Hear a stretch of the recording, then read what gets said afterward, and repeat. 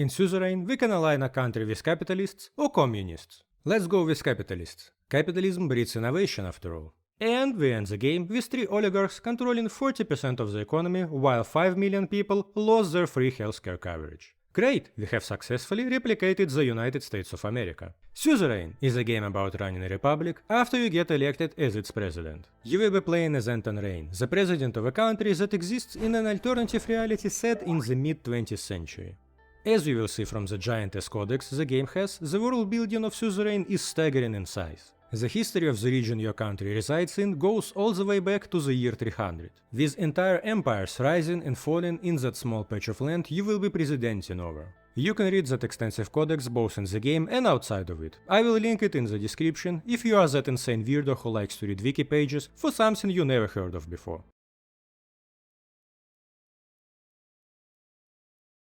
Anyway, because of that long history, while you are making decisions in the game's intro like what student group, future tankies or future Nazis Anton decided to join growing up, there is a whole bunch of stuff happening in the background that continues the complicated history of Mercopa. You were born into the kingdom of Sordland, a monarchy, but on your 15th birthday it became the Republic of Sordland, because while you were busy surviving puberty, grown-ups were busy killing each other, staging coups and engaging in civil wars.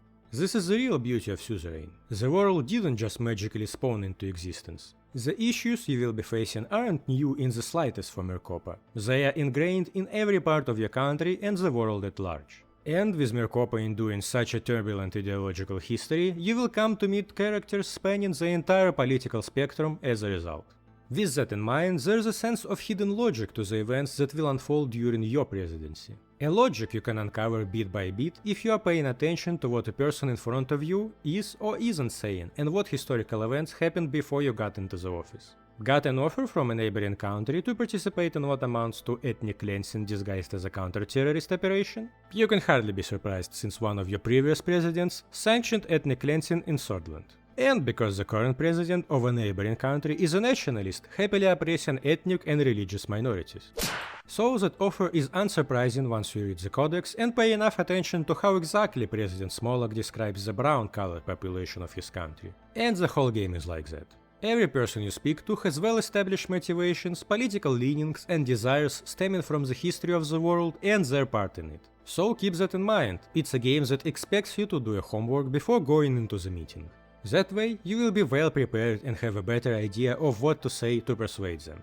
With the alternative history context out of the way, we get into the game itself. And after you outline your motivations and action during your time before the presidency, as well as dress your little presidential Barbie doll, you get into the actual game, which looks like this.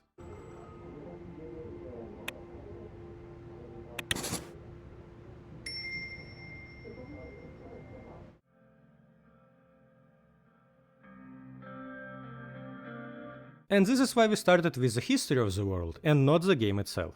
Because you might assume it plays like any other visual novel where you don't have a lot of control over the events of the game. I know I did on my first playthrough, and on top of that I just finished Yes Your Grace, which does play exactly like that. So when I started to get bombarded with reports about street riots, I thought it was just an interesting story event and not the game reacting to me making a bunch of terrible decisions. It wasn't a scripted story event, I fucked up and people tried to kill me. So you should ignore your intuition and play it not as a visual novel, but as a deeply interactive RPG where your choices matter. RPG here stands for Really Poor Government. Those riots I just mentioned never happened in my other playthrough. Anyone trying to disobey me was swiftly arrested by a secret police unit I specifically sanctioned to be created. I also managed to prevent riots in another playthrough, because long before the rioting could become a problem, I provided my citizens with welfare so good they didn't even care that I was de facto and de jure a dictator. The president is usurping all the power in the country, but hey, we have exceptional women's rights, healthcare is free, and the economy is recovering. Who cares that he essentially giving himself a presidential term of infinity? I got cheap eggs to buy. And that's the game premise, gaining control over one presidential term and shaping the future of your country the way you want to. And the game delivers on that promise. There are so many decisions to make and paths to take that I still wonder how they manage to set up all the different routes and events affecting each other. Want to make your country a capitalistic hellhole where everything is privatized? Sure, go ahead. There's no Nintendo here, so Luigi isn't coming for you. Want to take bribes and buy your own vineyard? The previous president pushed the economy towards collapse, so why should you care? It's not your fault, so might as well enjoy yourself. Just don't forget to move all your funds into a tax haven and leave the country before they hang you for treason. Like communism and standing in lines? Oh yeah, no problem, planned economy and dictatorship is an option. You can even join a military alliance with a communist superpower. Or you can say fuck it, I don't care, and bet your biggest neighbor Romberg into a war with you and win it solo because you were bored. And that's only a few of many routes you can take, but it all depends on whether or not you can successfully navigate the political minefield before you. Because if you don't, and make the mistake of using the word comrade in earshot of your Minister of Defense, who looks like this, you will end up in jail after he military coups your communist ass. Or you get assassinated by nationalists that you pissed off too much. Or you get invaded, lose the war and go out with a bang. Or throw the world into a nuclear war by forcing two superpowers to fight each other. You get branching storytelling even in bad endings for your story. It's not just a fail state, it's an entertaining train wreck with you at the helm of the train, deciding just how hard you want to crush it. This is what Suzerain is all about for me. Trying to see just how much good or evil you can do in one presidential term and get away with it. Which is perhaps a little on the nose considering recent news. Of course, given Sordland's rich history, there are some starting conditions you will have to navigate during your presidency, so here's what you're working with.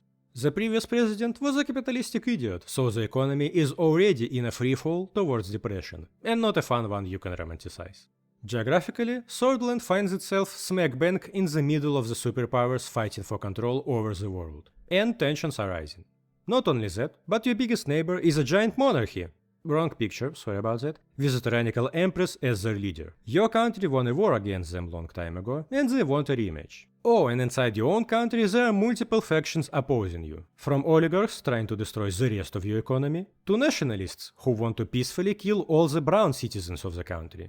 Did I mention there's a territorial conflict between your trade ally and one of the communist states that can block all of your sea trade routes if they want to? And you are thrown into the middle of it with as much freedom as you can phantom within the limitations of a small budget game like that. During your presidential campaign, you promised to change the constitution for the better and made a few other promises you can choose yourself, like aligning yourself with a specific superpower, promising to provide funding to a specific branch of government, and promoting some specific type of economy to save it from total collapse. Very specific about everything.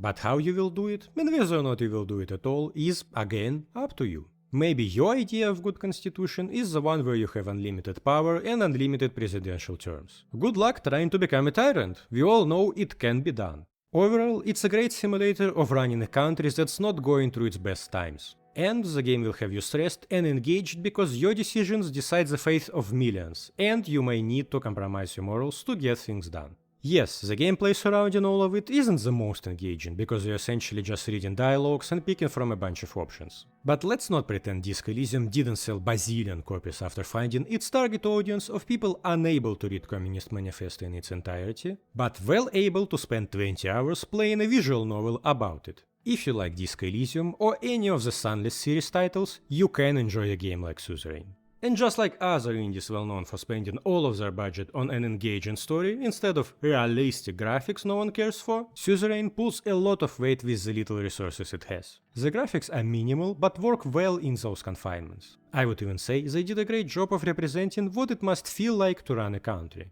What you get is two maps in your presidential office and a bunch of nice tabletop miniatures and tokens representing most of the world, your country included. This really empathizes the scale of the decisions you're making, just how many people they affect. And it's reinforced by the rest of the interface as well. Want to get more info on a city? Here's a bunch of numbers and percentages. National Assembly, bunch of numbers and names of the party leaders, the only people you care for in those parties. Bordering countries, bunch of numbers, measurements of military power, and other basic tidbits. Everything here is forcing you to think on a global scale.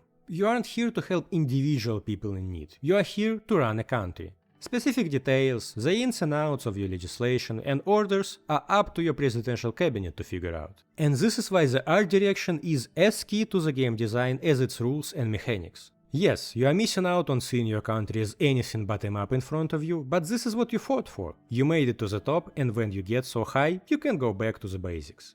It's actually rather alarming to play a game like that, where you realize just how easy it is to ruin people's life with bad decisions, since you never have to meet anyone suffering from what you did. Good thing it's a fantasy game and not real life where politicians care deeply about the people. Other nice touches include all the interface buttons being doubled as actual physical objects on your desk, like codex being a giant book, or news articles being a pile of newspapers. There are also trophies you will get throughout your playthrough, representing the choices you made during the game. Supported ethnic and religious minorities of your country, here's a candle representing their struggle and unity on your desk. Allied with nationalists, here is a Zippo that saves their leader from an assassination attempt. You can get both of them in the same playthrough. And the soundtrack is great, but you have been listening to it for some time now as background music for the video. And additional sound effects are used in the game sparsely but with great impact. I will never forget the first time the game used the sound effect actually scaring me, but that's a surprise for later. Don't worry, you won't miss it. So yeah, from the art direction, you get more with less. Speaking of doing more with less, let's talk more in depth about the gameplay. After getting sworn into the office, you have some time to prepare for your first meeting, monitoring the state of the country and familiarizing yourself with the interface. Overview of the country is probably the main one you will be checking throughout the game. As you might have noticed from the list of currently active situations, your country isn't doing so well right now. Every branch of government is deep in the shitter, besides maybe diplomacy. Your job is to make decisions and enact policies that will shift as much of that scary red as possible into the glorious green. The rest of the interface is mostly reports of what happened, a connection screen with all the important people you need to be aware of, a codex, and a journal that automatically takes notes of all your decisions so far. You can also make your own notes there if you want to. Also, here's the only graph you will care about for the entirety of your presidency: economic growth. You should make that line go up. If you don't, no matter how well you do on other fronts, the poverty will drag the rest of the country down. No one will care if women have equal rights if the only right they have is to starve to death. You aren't getting re-elected if you destroy the economy. The fact that people in your country are educated voters and won't vote for you again if you make things worse is another subtle clue that Suzerain takes place in a fantasy world. There's also a personal wealth, not really important, you will need it only on a few occasions, and state funds. You can go into the red, but you have to be careful with how much you spend. Budget deficit obviously affects the economy. Until the budget allocation meeting takes place, you should probably hold off your everyone gets a Ferrari policy. Before we get into the meeting itself, no, I won't be going into detail about the members of your cabinet or other people you encounter. I don't want to rob you of the satisfaction of finding out their motivations yourself. But be aware that just like the world itself, almost every character you meet also has a long history and is carefully crafted to represent the things they stand for. Everyone has their own agenda here, and many characters have multiple layers to them, like Lucian, your strategist, who has a 10-year gap in his resume right after graduation, which he will tell you about if you get close with him. Oh, and cabinet members can even resign from their position if your beliefs and politics become too foreign for them. But here's a meme I made if you want to spoil a thing or two. Time's up, back to the video.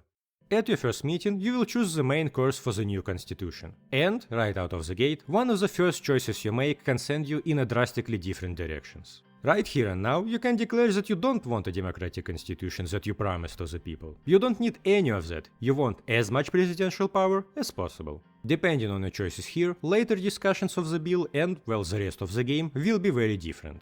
For example, if you want a democratic reform limiting the presidential and Supreme Court powers, your Minister of Justice Nia will gladly help you in persuading the members of the Supreme Court and use her own vote in favor of the new constitution. But if you try to change the constitution to one giving you even more power, she will actively work against you, convincing members of the Supreme Court not to vote for the constitution and forcing you to look for other, less sophisticated methods of persuasion. She will even refuse to work on the draft, forcing Lucian to work alone on the version you asked for. But the Supreme Court is only one of the two stages you will have to figure out. The first one would be getting it through the assembly.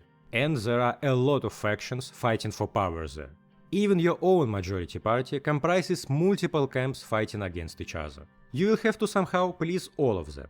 And get additional votes from other parties, because a simple majority won't be enough to pass a new constitution to the Supreme Court.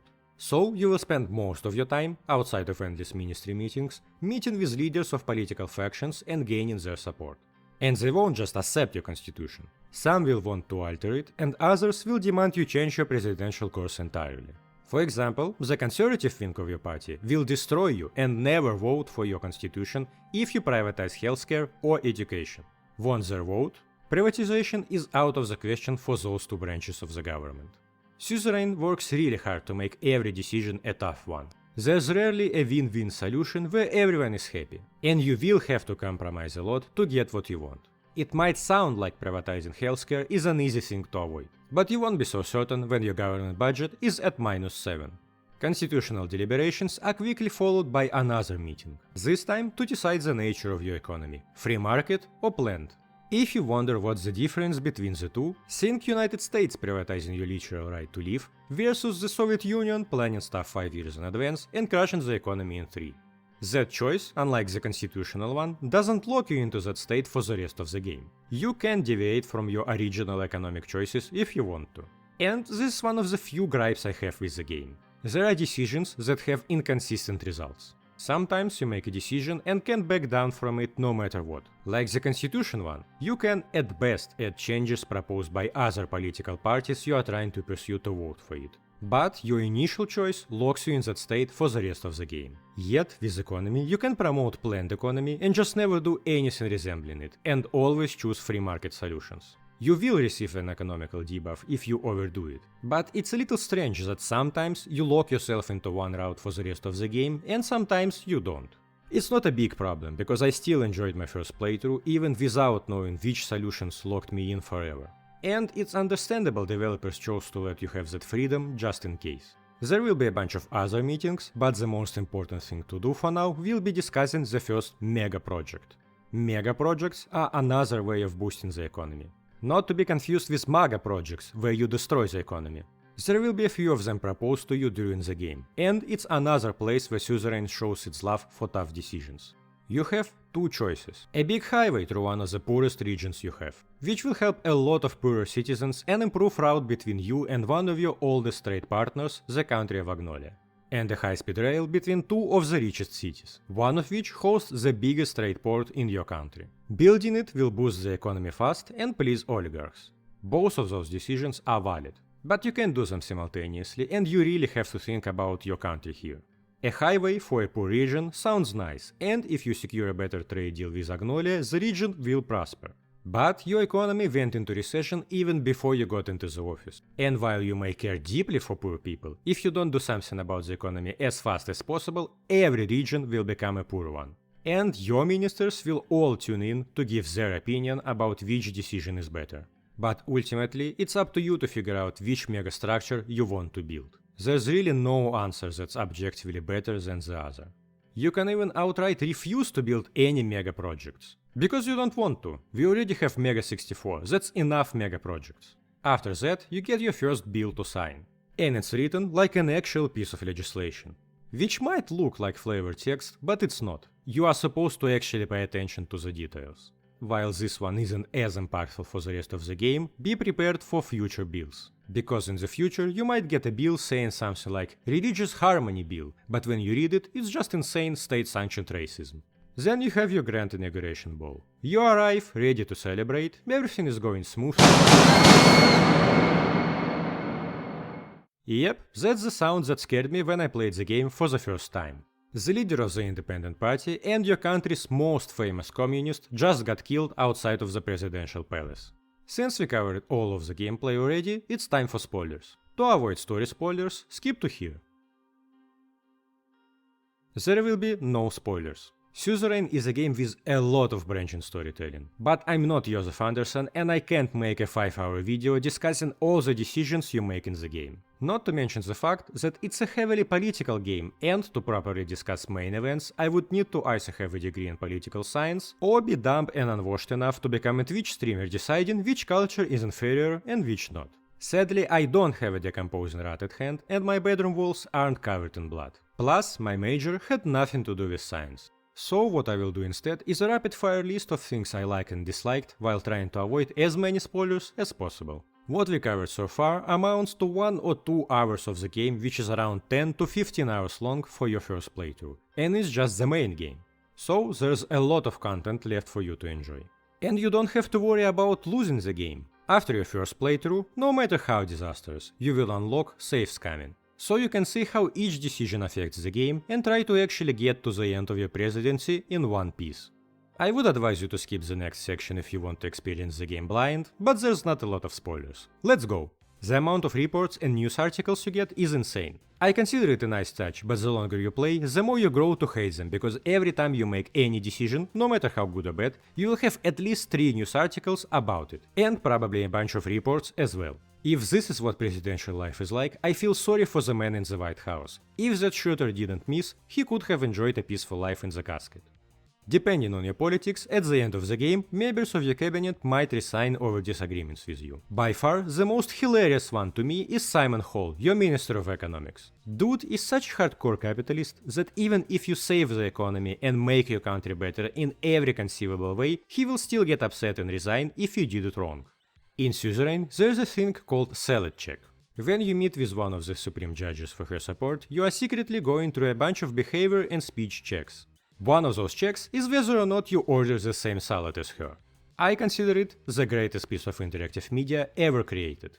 There's no downtime in the game. Everything is structured in turns. And usually when I see the next turn button in games, I audibly sigh, because it means there will be turns where it feels like nothing is happening. Thank God the developers of Suzerain didn't add unnecessary things into the game. You will never spend time sitting on your ass doing nothing while waiting for stuff to happen.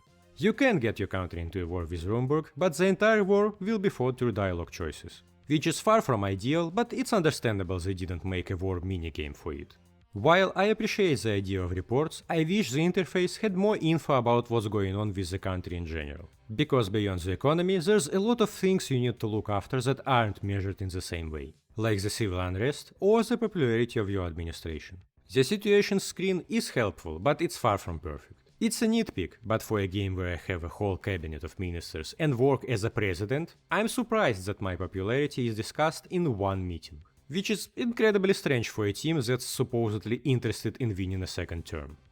The budget allocation meeting is one of the things I hate the most in the first playthrough. For some reason, it's not the first meeting you have in your team, which is just crazy to me. Before a budget for anything is even allocated, you can invest in a mega project, decide on which economy to promote, sign an economic relief plan, sign Culture Preservation Act, decide whether or not to invest in Gasom, a local energy company, and decide what to do with Energy Protection Act.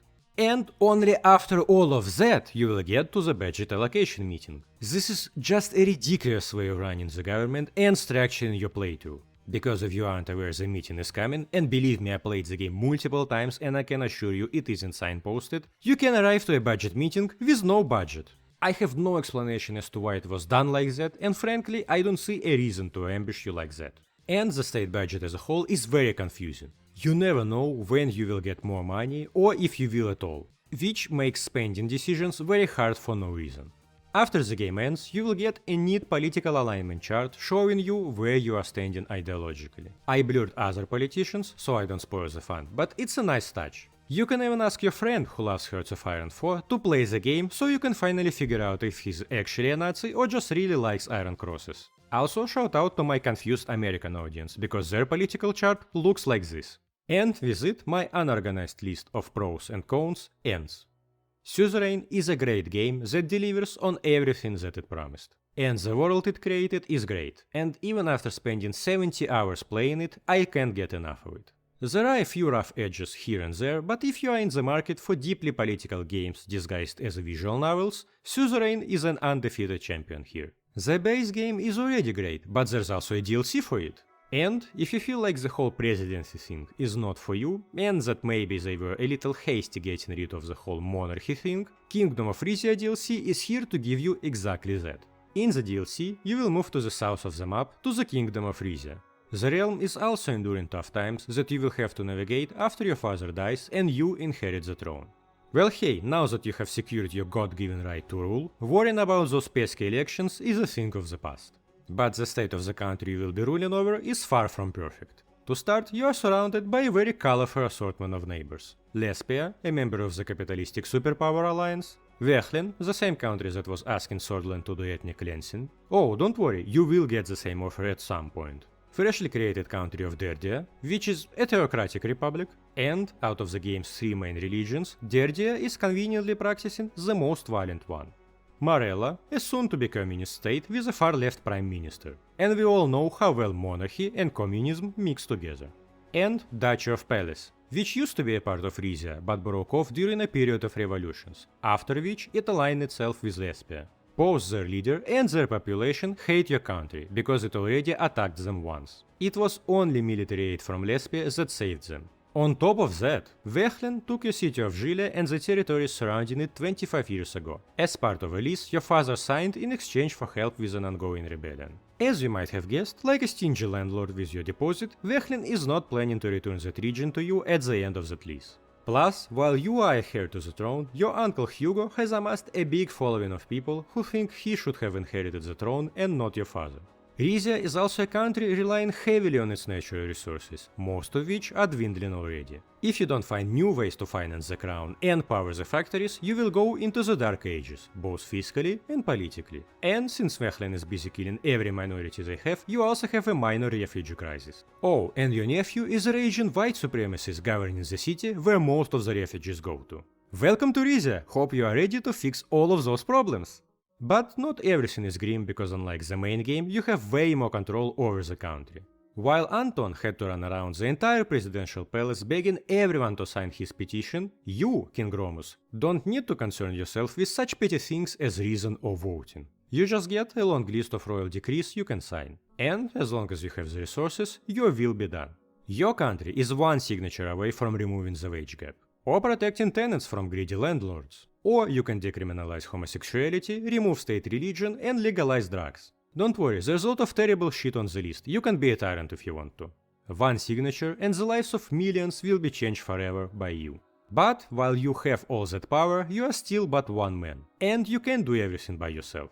There's a very delicate balance in Rizia that you need to be aware of with every decision. For starters, there are three royal houses. Azaro, the most military-oriented of the trio, Sazon, responsible for arts and education, and Taurus, your own royal house. On top of this, you have the will of the general population to consider, as well as a fun new addition – religions! There are three different religions in your country, each with its own opinion about you.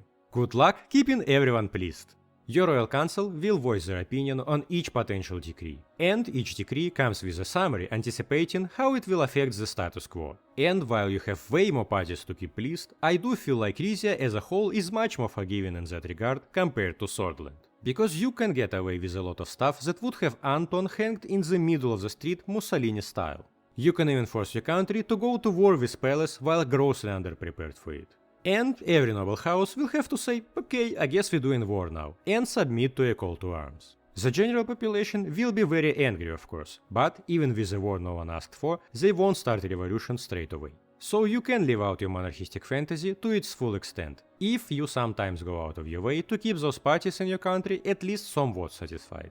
As for resources, the DLC addresses one of the main problems I had with the original game. You now have three resources to keep in mind. Authority, which you use to sign decrees and command the country to do your bidding. Money, which is self-explanatory. And energy, which you need to build and power new constructions. It can also be traded, selling oil and gas in exchange for money or trade with other countries. It sounds complex, but it's not as complicated as having a graph and government budget with no additional information. Now you can see where each resource is coming from and how many additional resources you will get for the next turn. This is an incredible addition, you can finally have a resemblance of a plan for the future. The other interesting addition is your military forces. This part of the game is very poorly explained, but as you might have guessed, you can eventually start a war and control your army this time. I shall now try my best to explain the minigame, because if you are going to war, you will need to be prepared for it in advance. No, I don't know why you get a tutorial for it only after you start the war. Here, I will put my war gameplay in the background so it's easier to understand. You have different types of military stock and manpower. You need those to train divisions which you will be deploying to war. You don't need a giant army, but you do need to have a balanced approach because you need to dominate the enemy at least on the ground and at the sea if you plan to win. The actual war will take place on a map you are currently seeing, with you and your enemy taking turns deciding who to attack with which division and where to move other forces. There's also additional in-depth mechanics like paratroopers and marine corps and providing support to the units engaged in combat, but in general it's just a numbers game. If your unit has a bigger stat than the enemy, it damages the enemy division. If enemy division is at 0 health, it can be destroyed. Sadly, you can't use their garage tactics here, because the war has a limited amount of turns and actions you can take. So you need to invest in better units rather than just an army of infantry divisions. If you want to have a list of what to aim for, here's a good one. Also, invest in the military academy. It will give you additional actions each turn, and it results in roughly around 60 additional actions you will be able to take during the war. It's a lot. I think that's enough to somewhat prepare you for the war. Good luck with it, and don't forget to actually train your divisions. This minigame makes Rizia another game I reviewed with optional unnecessary mechanics no one asked for. Also, shaking my head because I just said Suzerain didn't add unnecessary things into the game. But after all the reading and conversing you have to do in the main game, sometimes it's nice to unwind a little by bombing civilians and committing war crimes. But also, it's Suzerain, a game with many choices. You don't have to go to war, you can solve everything through diplomacy, mend the wounds of the past, and your old territories will come back willingly. Beyond those additions, it's just like the base game, but with a minor but noticeable upgrade in everything from writing to visuals.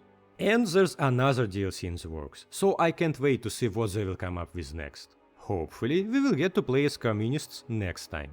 Overall, Suzerain is a game like no other, existing in that very narrow realm of games letting you explore what it truly feels like to be an individual running a country.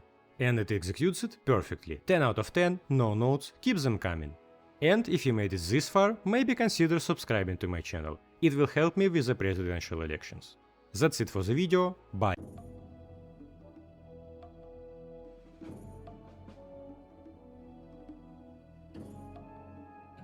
Oh, you are waiting for me to say something? No, there's nothing here. Sorry, I don't have additional notes. See ya.